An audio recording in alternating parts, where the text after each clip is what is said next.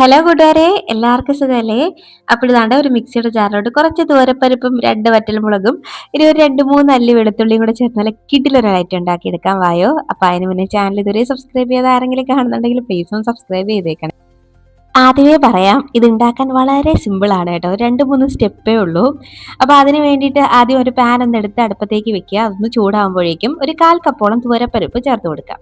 അപ്പോൾ തുവരപ്പരിപ്പ് നന്നായിട്ടൊന്ന് വറുത്തെടുക്കണം നമുക്ക്. ഈ ഒരു ഗോൾഡൻ കളറൊക്കെ ഒന്ന് മാറിയിട്ട് ഒരു ബ്രൗൺ കളറിലോട്ട് എത്തും കേട്ടോ. ആ ഒരു സ്റ്റേജ് വരെ ഒന്ന് നന്നായിട്ട് വറുത്ത് കൊടുക്കണം. പിന്നെ കൂടെ തന്നെ നിന്ന് വറുത്ത് കൊടുക്കണം, അല്ലെങ്കിൽ കരിഞ്ഞു പോകും കേട്ടോ.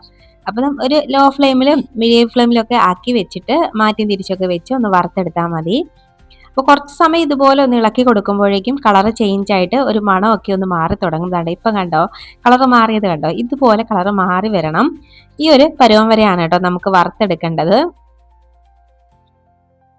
ഇപ്പൊ തന്നെ നല്ലൊരു മണമൊക്കെ വന്നു തുടങ്ങിയിട്ടുണ്ട് കേട്ടോ. അപ്പൊ ഈ ഒരു പരുവാകുമ്പോഴേക്കും നമുക്ക് ഇനി ഇത് പാനിൽ നിന്ന് അങ്ങോട്ട് മാറ്റി വെക്കാം.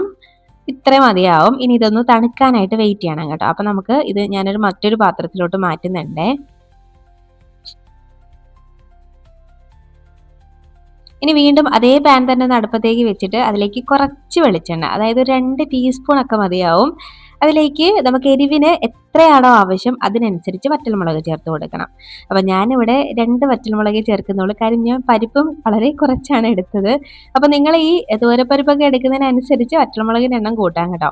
പിന്നെ ഒരു 6, 7 കുഞ്ഞുള്ളിയും പിന്നെ ഒരു 2, 3, 4 അല്ലി വെളുത്തുള്ളിയും കൂടെ ചേർത്ത് കൊടുക്കുന്നുണ്ട്. അപ്പം അതും കൂടെ ചേർത്ത് നല്ല പോലെ ഒന്ന് വേവിച്ചെടുക്കാം, ഒന്ന് വറുത്തെടുക്കാം. അപ്പൊ ഇതില് വെള്ളത്തിന്റെ അംശം ഉണ്ടായിരുന്നു കേട്ടോ ഉള്ളിലൊക്കെ. അതാണ് ഈ ഒരു പൊട്ടലും ചീറ്റലും പുകയൊക്കെ വന്നു തുടങ്ങിയത്. ഇപ്പം തന്നെ ആ ഒരു ഉള്ളിയുടെ ഒക്കെ കളറ് മാറി വന്നിട്ടുണ്ട് കണ്ടോ. ഇതുപോലെ കളറ് മാറി വരണം. ആ ഒരു സമയമാകുമ്പോഴേക്കും ഒരു ചെറിയ കഷ്ണം പുളി ചേർത്ത് കൊടുക്കുന്നുണ്ട്. അപ്പൊ അതും കൂടെ ചേർത്ത് നല്ലപോലെ ഒന്ന് വഴറ്റി കൊടുക്കാം. കണ്ടോ ഇതെല്ലാം റോസ്റ്റ് ആയിട്ട് വന്നിട്ടുണ്ട് കണ്ടോ. ഇതുപോലെ റോസ്റ്റ് ആയിട്ട് വരുമ്പോഴേക്കും ഫ്ലെയിം ഓഫ് ആക്കാം. അപ്പൊ ഇതും കൂടെ ഒന്ന് തണുത്ത് വരണം. അപ്പൊ എല്ലാം തണുത്ത് വന്നിട്ടുണ്ട്. ഒരു മിക്സിയുടെ ജാറിലോട്ട് നമുക്ക് ആദ്യം പരിപ്പ് ചേർത്ത് കൊടുക്കാം. പിന്നെ നമ്മൾ നേരത്തെ വറുത്തെടുത്ത ഉള്ളിയും വെളുത്തുള്ളിയൊക്കെ ഉണ്ടല്ലോ, അതും കൂടെ ചേർത്ത് കൊടുക്കുന്നുണ്ട്. ആ ഒരു എണ്ണയൊക്കെ അതിലുണ്ടാവും. ആ എണ്ണയോട് കൂടി തന്നെ അങ്ങ് ചേർത്ത് കൊടുത്താൽ മതി കേട്ടോ. ഇനി ഇതിലേക്ക് നമുക്ക് ആവശ്യത്തിനുള്ള ഉപ്പ് ചേർത്ത് കൊടുക്കാം.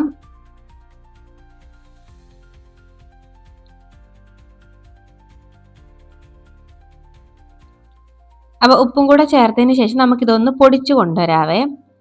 അപ്പോൾ കണ്ടോ ഇത് ഇങ്ങനെ തന്നെ കഴിക്കാൻ നല്ല ടേസ്റ്റാണ്. പക്ഷേങ്കിൽ എനിക്ക് കുറച്ചും കൂടെ ഒന്ന് സോഫ്റ്റ് ആയിട്ടിരിക്കാൻ ഒരു ആഗ്രഹം. അതുകൊണ്ട് ഞാനൊരല്പം വെള്ളവും കൂടെ ചേർത്തിട്ട് ഒന്ന് അരച്ചെടുക്കുകയാണ് കേട്ടോ. അപ്പം ഇങ്ങനെ തന്നെ പൊടിയായിട്ട് ചോറിൻ്റെ കൂടെ കഴിക്കാൻ നല്ല ടേസ്റ്റാണ്. അപ്പം ഞാൻ എന്തായാലും ഒരല്പം വെള്ളം കൂടെ ചേർക്കുന്നുണ്ട്. ഇനി എന്നിട്ട് ഒന്നും കൂടെ നടിച്ചെടുക്കാൻ ഇതുപോലെ കുറച്ചും കൂടെ സോഫ്റ്റ് ആയിട്ട് കിട്ടിയിട്ടുണ്ട്. അപ്പം നമുക്കിനി ഇത് ഈ മിക്സിയുടെ ജാറിൽ നിന്ന് എടുത്ത് അങ്ങോട്ട് ഉരുട്ടിയെടുത്താൽ മതി കേട്ടോ.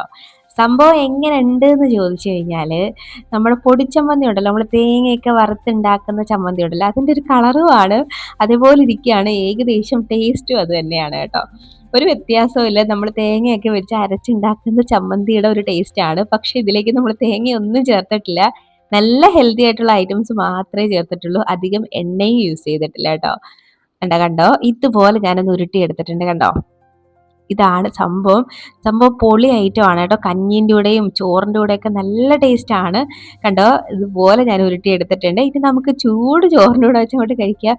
ശരിക്കും പറഞ്ഞാൽ ഇത് മാത്രം ഉണ്ടെങ്കിൽ നമുക്ക് ചോറ് കഴിക്കാൻ ഇനി വേറെ കറിയൊന്നും വേണമെന്നില്ല. ഇത് മാത്രം ചോറിൻ്റെ കൂടെ നല്ല പോലെ ഇങ്ങനെ പുരട്ടി മിക്സ് ആക്കിയിട്ട് നമുക്ക് കഴിക്കാം കണ്ടോ. ഇതുപോലെ ഒന്ന് എടുത്ത് കഴിക്കാൻ നല്ല ടേസ്റ്റാണ്. അപ്പോൾ എന്തായാലും ഈ ഹെൽത്തി ആയിട്ടുള്ള ചമ്മന്തി, തേങ്ങയൊന്നും ചേർക്കാത്ത ഈ ചമ്മന്തി നിങ്ങൾ പരീക്ഷിച്ച് നോക്കണം. അഭിപ്രായം പറയാൻ മറക്കരുത്. വീഡിയോ ഇഷ്ടമായ ലൈക്ക്